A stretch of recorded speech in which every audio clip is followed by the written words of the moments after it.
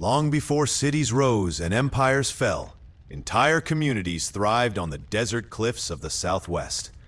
Welcome to the world of the Pueblo people, a story of ingenuity, resilience, and life carved into stone.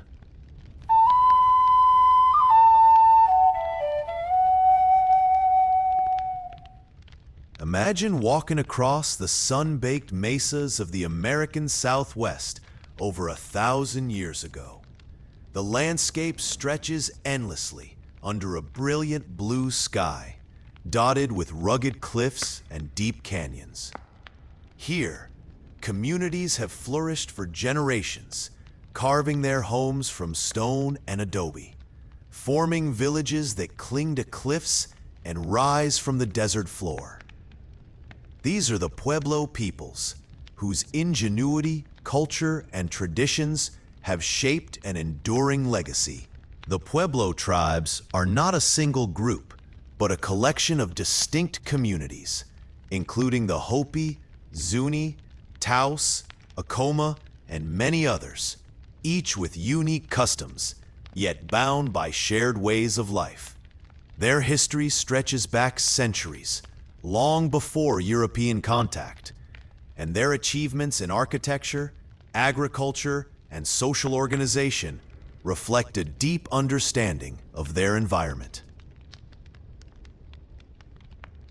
In this narrative, we will journey through their lives, exploring how they built their remarkable homes, structured daily life, cultivated the land, practiced rituals, and maintained a rich cultural identity.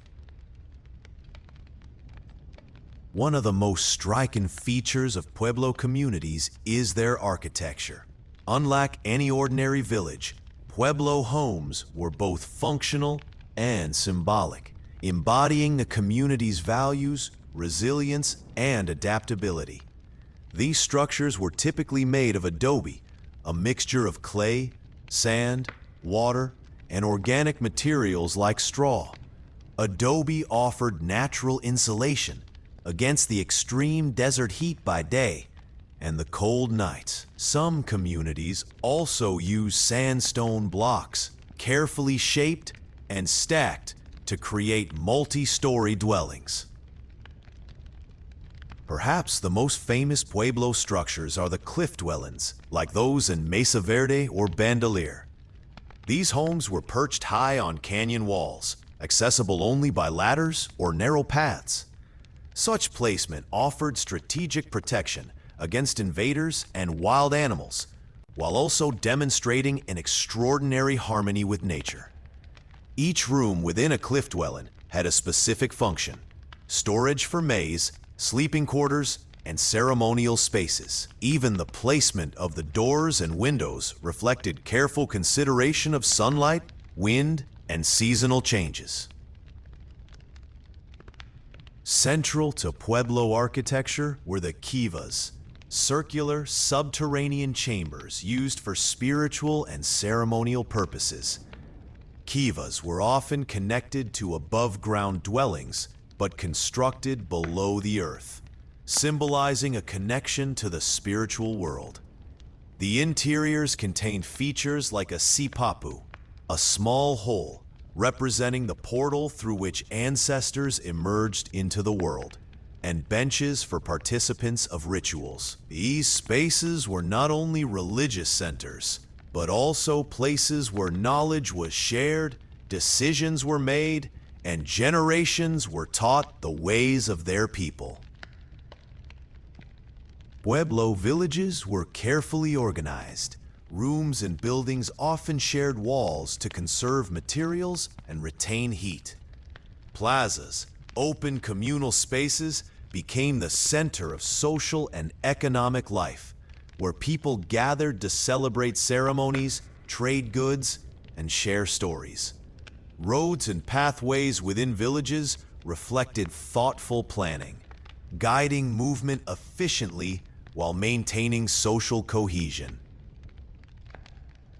Life in Pueblo communities was built around balance between labor and leisure, survival and spirituality, individual needs and community welfare. Each day brought responsibilities tied to the environment, social structure, and traditions. Farming formed the backbone of Pueblo society. Maize, corn, was the primary crop, supplemented by beans, squash, and chili peppers, collectively known as the Three Sisters. These crops complemented each other both nutritionally and agriculturally. Corn stalks provided support for beans, beans enriched the soil with nitrogen, and squash spread along the ground to retain moisture and reduce weeds. Irrigation was critical in the arid Southwest. The Pueblo people developed sophisticated canal systems, terraces, and check dams to direct water from streams and rivers to their fields. This careful management allowed communities to thrive, even in challenging conditions, demonstrating both ingenuity and respect for natural resources. Beyond farming, Pueblo people hunted deer, rabbits, and other small game, supplemented by gathered wild plants, nuts, and fruits. Trade networks extended far beyond their villages, exchanging turquoise, pottery, woven textiles, and other goods with neighboring tribes. These networks were not merely economic. They were a conduit for ideas, traditions, and alliances. Within homes, daily life involved an array of skilled labor. Women typically prepared food, wove textiles, and crafted pottery, often creating intricate designs that told stories or symbolized spiritual beliefs. Men focused on farming, hunting, and constructing buildings. Children learned these skills from an early age, participating in chores while absorbing the stories, songs, and cultural teachings that would shape their identity. Meals were often communal, reflecting a shared sense of responsibility and social cohesion. Corn, prepared as bread, porridge, or roasted kernels, was central, accompanied by beans and squash. Herbs and spices grew in household gardens, adding flavor and medicinal value. Food was not just sustenance, but also a medium for expressing gratitude and spiritual connection. Spirituality permeated every aspect of Pueblo life, connecting the physical and metaphysical, the past and the present. Religious practices were closely tied to agriculture, seasons, and the cycles of nature. Ceremonies marked planting and harvest, rain and sun, life and death. These rituals involved dances, songs, and offerings, performed in plazas, kivas, or ceremonial centers. Masks, costumes, and symbolic objects were used to invoke ancestral spirits, deities, or natural forces. Oral tradition was a cornerstone of Pueblo culture. Stories conveyed moral lessons, history, and cosmology, linking generations. Elders taught myths about creation, heroic figures, and sacred animals, often in conjunction with ceremonies or during communal gatherings. Storytelling preserved knowledge that could not be written, fostering continuity and identity even in the face of change. Pueblo art was deeply spiritual. Pottery, textiles, and murals often featured geometric patterns, animals, or abstract motifs representing elements of the cosmos. Colors and designs were not merely decorative. They communicated clan affiliations, spiritual messages, or ancestral memory. Pueblo communities were tightly knit and organized around collective responsibility. Leadership was often based on councils or elders, with decisions guided by consensus rather than coercion. Clans structured social relations, marriage, and inheritance. Each clan had responsibilities in ceremonies, agriculture, and community welfare. Members supported each other, reflecting a social philosophy where individual well-being was inseparable from communal prosperity. Disputes were resolved through discussion, negotiation, and ritualized processes. The emphasis on harmony prevented conflicts from escalating and reinforced the values of mutual respect and cooperation. Education was integrated into everyday life. Skills in farming, construction, crafting, and spiritual practice were transmitted through mentorship and observation. Children were active participants, learning by doing while internalizing cultural norms, values, and stories.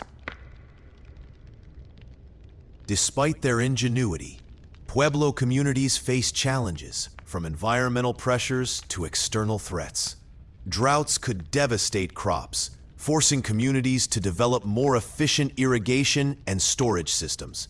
Conflicts with neighboring groups required strategic alliances and defensive measures, including cliff dwellings and fortified villages. European contact in the 16th century brought profound change, including new diseases, trade opportunities, and eventually colonization pressures. The Pueblo people demonstrated remarkable resilience, adapting certain European tools and crops while maintaining core cultural practices. Today, Pueblo communities continue to inhabit the Southwest, preserving language, traditions, and ceremonies that date back centuries. Modern Pueblos blend historical practices with contemporary life, keeping cultural memory alive. The story of the Pueblo peoples offers timeless lessons in ingenuity, cooperation, and respect for the natural world. Their achievements in sustainable agriculture, architecture, and community organization remain remarkable examples of human creativity and resilience. If you want to uncover the secrets of ancient Native American communities and explore their incredible stories, subscribe to Native American Origins and join us on this journey into the past.